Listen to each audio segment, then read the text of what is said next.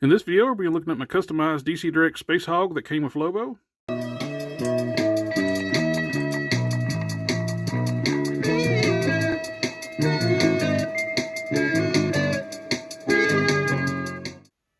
This is a project I put off for a long time because to do this, I needed to have a Lobo. I originally was going to build a custom Lobo using the DC Direct figure that the bike came with as the base and build a new body for him.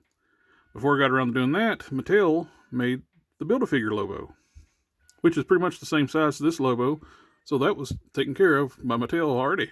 When I got the bike with the Lobo, the bike was ridiculously short.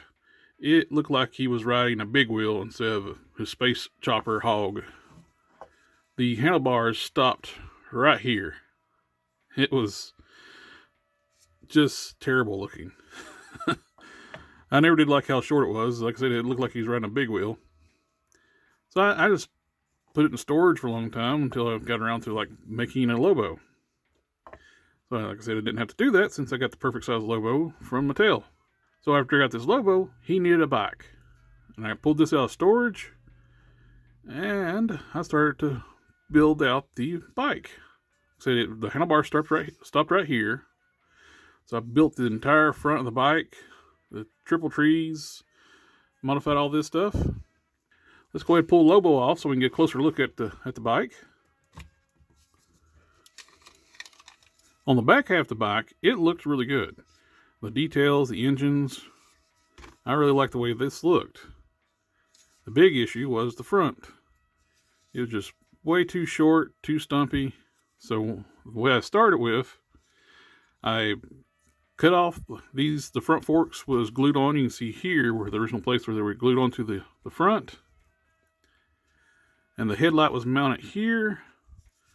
So I started taking styrene and building up. I didn't really have a plan for it. I was kind of free building when I built this. So I started styrene sheets, cut it to make sure I have a solid structure to work with, since I'm connecting to nothing, just a flat edge here because it's not a lot of surface area to connect to. I inserted the styrene rods where the connection points were for the handlebars. And I started extending out from there. I cut them and make tubing. I made a tube structure originally inside the tank. Then I started putting flat sheets of styrene over top of that. And all this was just free-form design. I didn't really have a plan. I was using a note cards to actually, once I got one side the way I liked it, I traced the pattern, cut it out, another piece of styrene, and go to the other side. Try to get the sides match up as close as I can. And I think I did a pretty good job on that. For the gluing the panels together, I was using a combination of super glue, baking soda, and Instaset.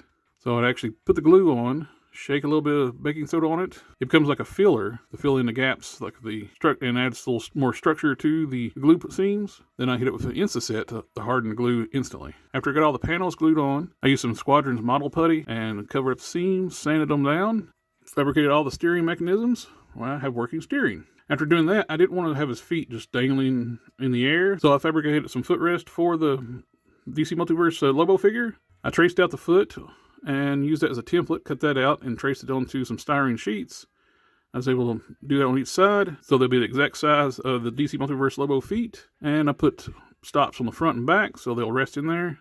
No need for pegs in it, and they fit perfectly inside of it. Connect it to the lower section of the bike. The control box that was mounted in front of the seat, I cut that off, moved it to the tank. For the seat, I used some styrene. I cut it and glued it in place, extending in the seat, and used the Squadron's putty on that.